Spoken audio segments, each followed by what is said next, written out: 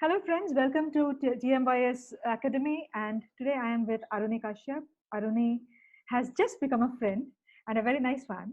And my pleasure to introduce him. He is a well known author. He is also a professor of creative writing at Georgia University. Aruni, welcome to the show. Thank you so much for joining us. Thank you, Koral. It's been lovely speaking to you so far, and I'm really looking forward for our conversation as well. Thank you so much for giving me this opportunity. It's totally my pleasure, and I look forward to this conversation as well. And I'm sure that our authors, our audience, they are also looking forward to this conversation. So, Aruni, to begin with, tell us about your writing process with your books. Your books, first of all, I must tell you that I follow Westland. My first book was with Westland, and I have seen your covers. I have ordered your books, but your covers are, they're mind blowing. For some time, I was just kept on looking at the covers, element to element, that they're so beautiful. So, Thank what you. is your writing process? How do you go there? Thank you so much. The credit for the cover goes to Westland, my editor Ajita, and Vishwajyoti Ghosh, who also designed the cover.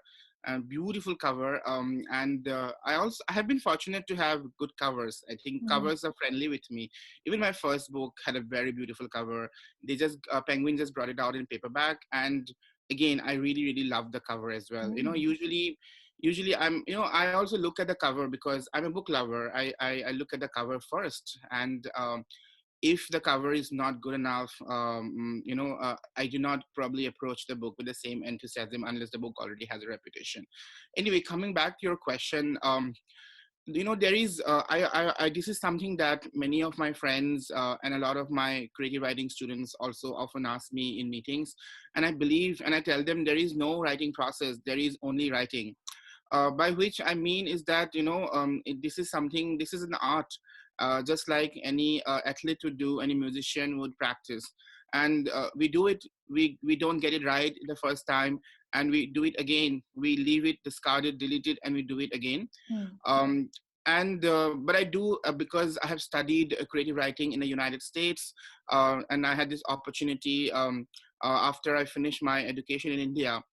So I think a more technical answer would be that I do believe that after moving to the United States, I started looking at writing and writers' works much more from the point of view of a practitioner, mm. instead of a literary critique that I think most English literature degrees train us to do. So I had to learn a new thing, and I also had to unlearn all my life's training with that, where literature, studying English literature in Delhi University, sort of trained me how to look at themes and patterns and literary history and literary theory, and to analyze text, not to create text. Mm. So after coming here, I started thinking more often about dialogue, about how to create characters, how to write setting, and so on. These are the conversations that I repeatedly have. And as I started reading more and more, I started paying attention to how my favorite writers actually craft dialogues, craft characters, craft stories, or plot it out. And I realized that all my life, even when I read as a young kid in high school, even when I read as a school kid, I actually have always paid attention to this. Every time I read a novel when I was in high school, I would pay attention to how a certain writer is describing the landscape. What are the things that the writer have mentioned in order to make a character vivid? And I was doing this in a very sort of subconscious and spontaneous way. I just didn't know that I was being a creative writer, or I was looking at creative writing from the point of view of a practitioner of creative writing. So my very short answer would be that I think I really look at different writers from the point of view of a person who is writing, who is a practitioner of the craft. When I read, and that's where I learn from. That's my writing process. But my writing process on an everyday basis, it involves a lot of writing and a lot of deleting and a lot of rewriting. I do that every morning with my cup of coffee. and I write a lot, but I don't end up publishing all of that. Mhm. So I really love I actually love writing and rewriting. So it sounds really boring, but it is true. I love rewriting. I love writing. I like revision very much, and that gives me a lot of joy. Okay, so where did the matter for your books originate? I mean, it is always said, it's a cliche, but it is always said that somewhere, some part of every book is biographical. I don't believe that personally from my writing. But then I would like to know that how does your book ideas originate? Whether you believe that there is something biographical or it is rather more organic somewhere inside. I do actually think that I think in a very broad way, I think Mm. all books are somewhat autobiographical, but not in a very narrow way. I think in our culture, when you write fiction, everybody tries to pin it down and say, "This is autobiographical. What did you do? Who did you have an affair with?" Uh, but when it is memoir, everybody is up in arms in order to prove that you are wrong, and or they take a fetishized interest in your life. So I think this is the kind of culture we have always lived with. But in a broad sense, in a very generous sense, I think everything a writer goes through is autobiography. This interview is part of my life, and if I ever have to write about a character who is under lockdown and has to do a video interview, this experience is going to be useful. So that's what I mean in a very broad sense. Mhm. To answer your question, I feel that I'm extremely fortunate to have, a big family. And my father grew up in the village, and he left the village in 1966 to move to Guwahati, which was a very small town at that point of time. And compared to many Indian cities, Guwahati is still actually one of those important, large, but definitely a smaller city than, say, Bangalore, Delhi, or Calcutta or Bombay. So he moved to Guwahati to study literature, and he studied to high school and then studied literature, worked there. And my grandmother comes from this very interesting place called Mayong, which is actually since the ancient times in Assam is known as a land where sorcerers exist, magic is practiced, healing chants are practiced, black magic is cast, and we are a very, very closely knit family. If, for example, there's a wedding, like about 70% of the village is our exact direct relatives and descendants from my grandfather. So it's a very large family, and there is always something or the other happening. Mm. So I must say that I never run out of stories to tell, primarily because I cull from these experiences of growing up in Tehsildar, growing up in Guwahati, Tehsildar village where my father comes from in Assam, and also Mayong, which is a region I mentioned just now where my grandmother comes from.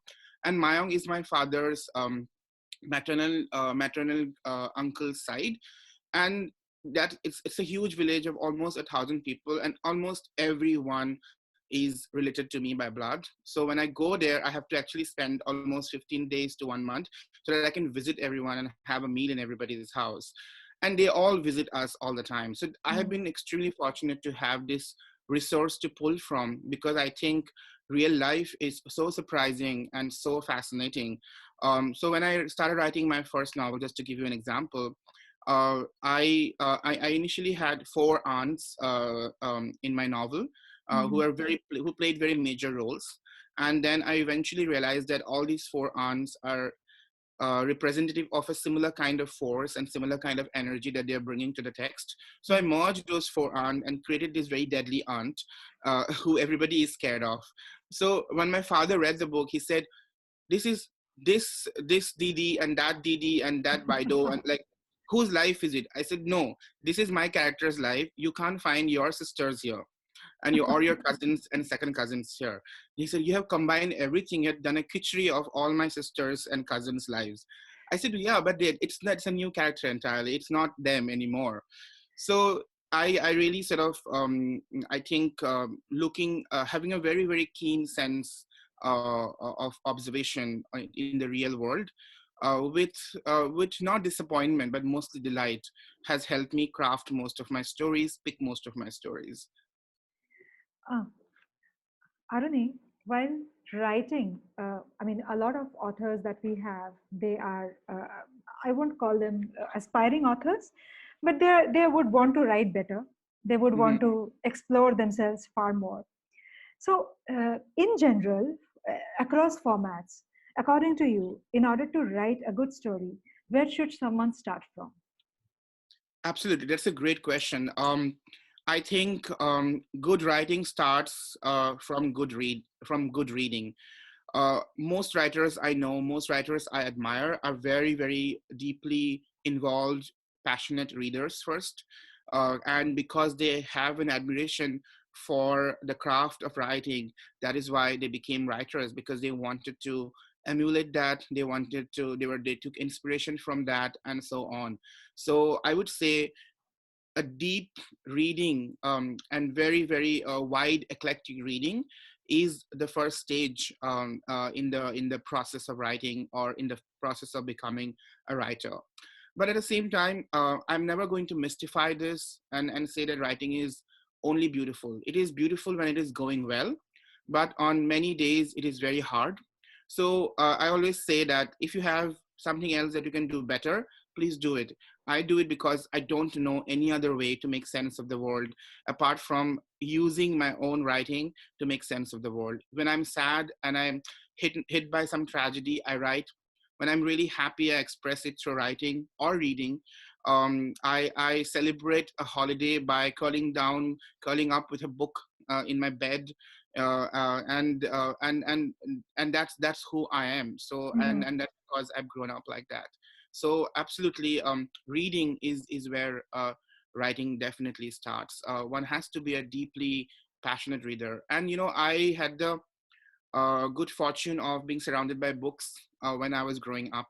I had the privilege of that because both my parents are writers and they're both academics. That is one thing.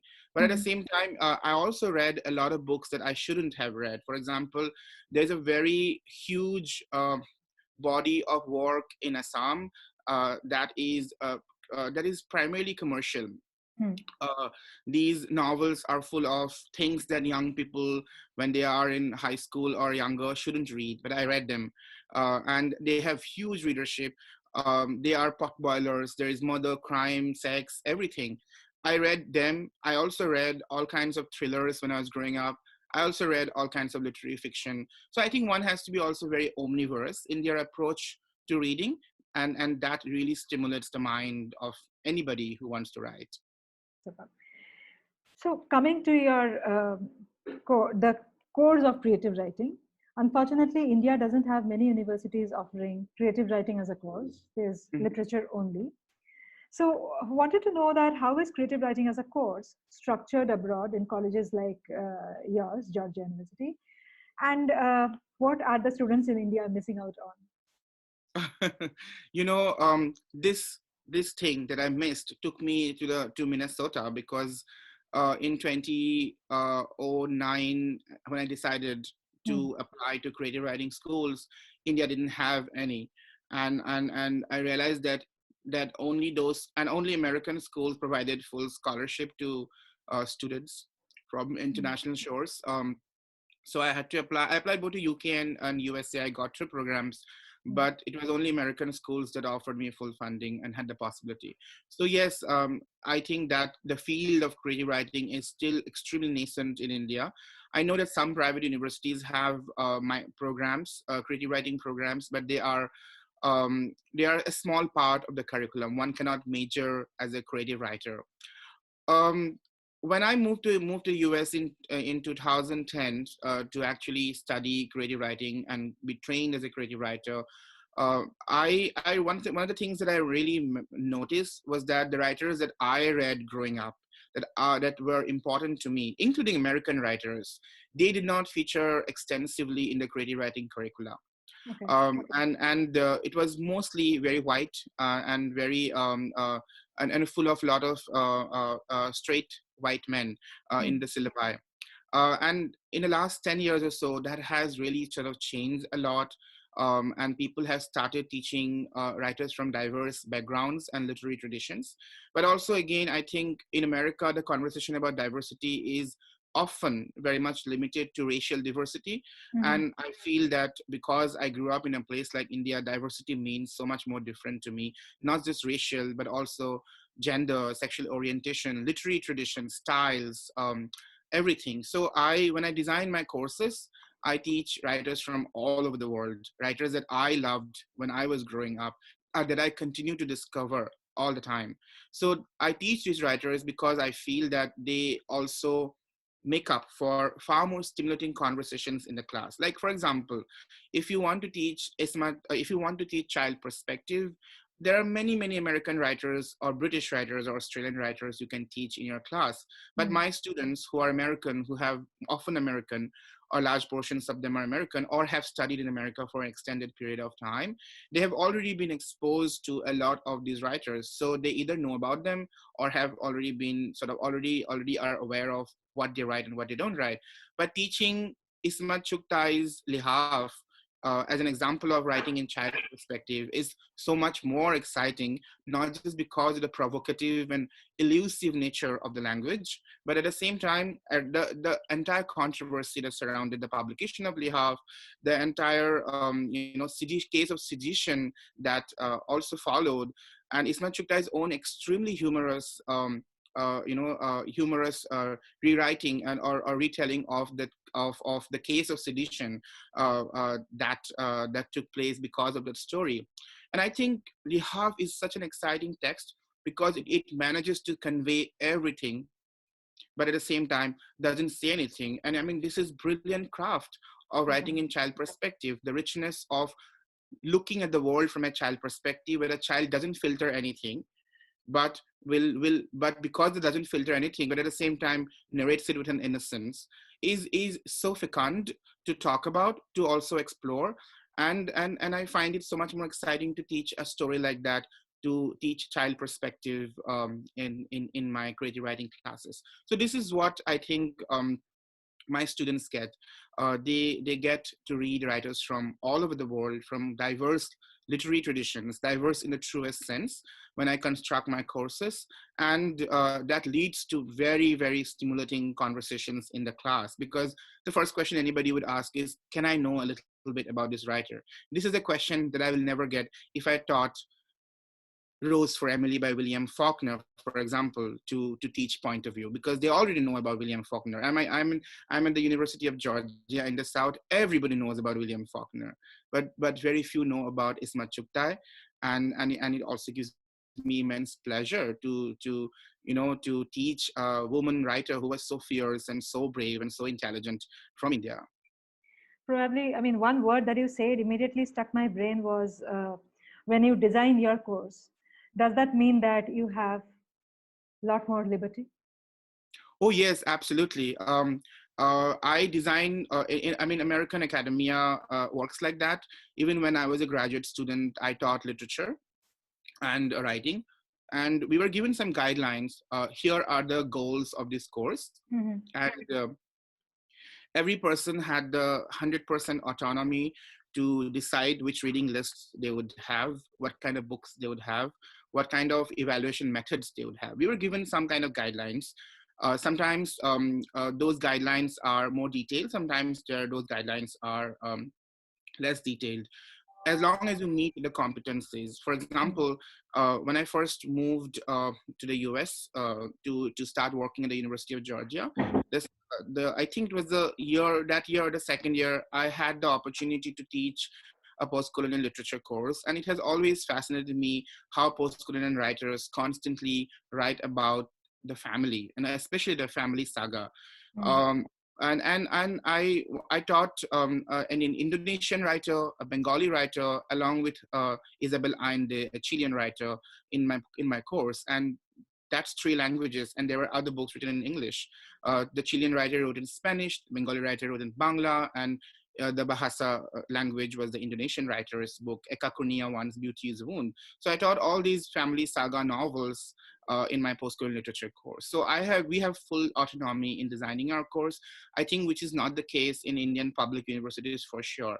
But I think the private universities has some bit of, the professors have a bit more freedom and autonomy, because I worked in a private university before coming to USA, and we were allowed to design our own courses. That's so beautiful. For a professor, that means a lot, I think, It's and true. also Yeah, for the students. completely agree. Absolutely. Yes. Aruni, you have worked a lot on translations as well.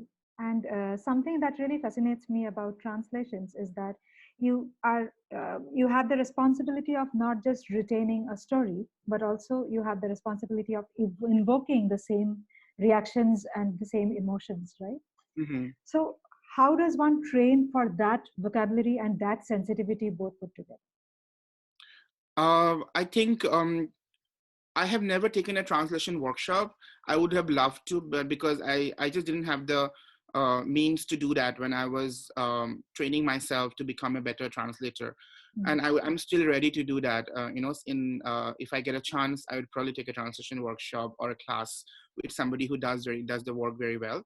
Um, I think the first thing as a translator I always remember is respect for the writer, Mm. and also that's the first thing, because we have to come with a lot of love and respect for the original text and Mm. try to retain as much as of its flavor and cadences and its initial vision.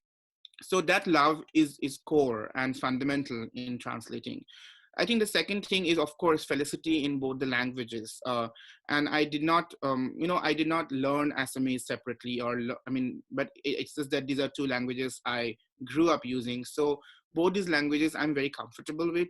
And in fact, my English is probably influenced a lot by my Assamese, and I like that very much. And when I translate, and as well as when I write, I try to expand the possibilities of the English language itself, because I think that that makes the language richer. The lilt of the other language, when it enters and seeps into the English language, it only makes the English language more elastic and richer. So these are things that I keep in mind when I translate, but absolute respect and absolute love for the original work. But sometimes what happens is that we also have to find the best possible equivalent when we are translating equivalent in the target language when we are translating. And Mm. I think authors and translators have to be flexible about that. The so far the writers that I have worked with, they have very often approved my translations, and and I always say, here are the changes I made. Are you okay with them? And they go through that and they say, yeah, that's really nice, and it actually works very well with the English language. But that has meant that I often work with authors who are living authors, because then I have the chance of collaborating with them, so that in the target language, the text speaks to its best possible limits. And that is why I think these are the things that one has to keep in mind when they're Mm. translating. But one has to, yes, one can learn a language and translate, but of course, if the translator is not reading actively in the original language, I think it becomes difficult. So if anybody who is learning a language to translate from that language, they must read widely in that language as much as possible to see how the original language also bends and expands and is stretched by different writers to expose themselves to different prose styles and how it sounds on the page and so on. But sometimes there are some really difficult words that are impossible to translate. For example, there are many authors in Assam who write in dialect. It's very, very difficult to translate their work because the impact of their work is so much from the dialect that they're using, or the idioms that they're using, that it is really, really difficult to bring that out on the page. And even if you translate the idioms, taking a leaf from Chinua Achebe's advice, where he translated a lot of Igbo idioms in the novels that he wrote. The context is lost because Indian idioms are so deeply rooted to the context, to the location, to the vegetation, the flora and fauna, that there's a lot of cultural memory associated with that.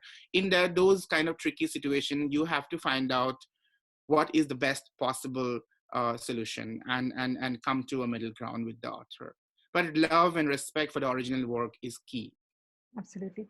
But what I still have to ask you about this, I mean, probably this is my last question, but a very important one, is that when when you have the pen in hand, right, the story becomes yours. Right, because I know it, because I am working on mythological women, and those women, we all know about them, but when I write, I try to interpret, identify and interpret as if I am creating, recreating the character. Now when you are doing a translation, how do you come out of that bias? How do you detach yourself to to agree that this will never be your original work, this will be someone else's work? Always it will be called a translation, and there are times when you are angry with a character, and probably you tend to use a more stronger word at times, when in the original the word usage is far more subtle. How do you balance that? Oh my God, that's a great question and a very difficult one. um, I just had my cup of coffee here in Athens, so maybe my caffeine will help me answer that question. So you're asking me if I'm not in agreements with a character, is that what you're saying? And how I translate that, because I don't Now, like that character? when you were writing the Yes. translation is yours, right? How Mm-hmm. do you detach yourself from something that you are writing to pay better respect to the original work done by some other author? Right. Okay. Actually, I always do the translation with this in mind, that I'm doing this as a service to the original author, Mhm. or the original text. So if the original author doesn't like my translation or passages of it, I actually very easily remove them and try to Yeah. rewrite them and try to.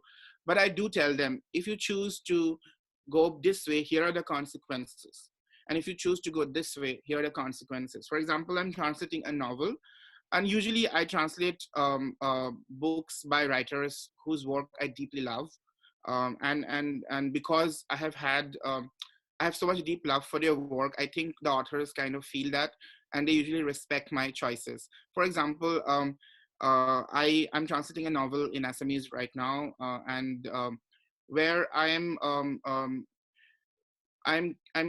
when I'm trying to create proper nouns, and I'm trying to sort of make it work in English by making some changes. For example, this company, the character works in an ad company, and in Assamese the ad company is spelled slightly different, but because ad companies usually have kind of a little, tongue-in-cheek names. So I talked to the author, do you think it'll be better in English, it might work better? And she says, give me some options, and she was happy with my options and picked one. So I think we lose a text as we are translating, but we gain also a completely new text when we are translating. And that text is probably the translator's text, and the last text is probably in the ether somewhere. It doesn't belong to the author. It doesn't belong to the translator, because it's a big leap of artistic fate that you have to Mm. take when you eventually do a translation as well as accept a translation. As I said, it is so much about respect and love for the original work and for the author. But also, there are some brilliant novels in Assamese who I would like to translate, but I don't like the authors because I don't respect them as people. So I would never translate them. But I have to respect the author, their work, their politics. They might write brilliant novels, but they can be terrible people, and there are people like that. So I would never pick those up. Okay.